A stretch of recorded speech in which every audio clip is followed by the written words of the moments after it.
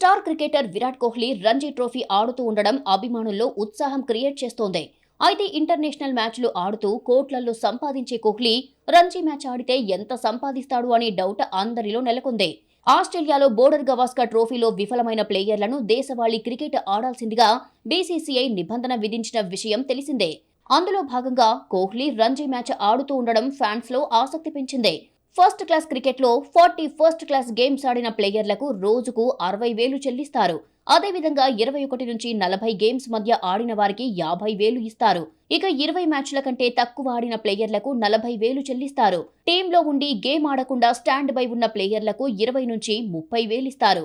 అయితే కోహ్లీ ఇప్పటి వరకు 23 రంజీ మ్యాచ్లో 140 ఫస్ట్ క్లాస్ మ్యాచ్లు ఆడారు. దీంతో కోహ్లీకి రంజీ మ్యాచ్లో రోజుకు 60,000 చెల్లించనున్నారు.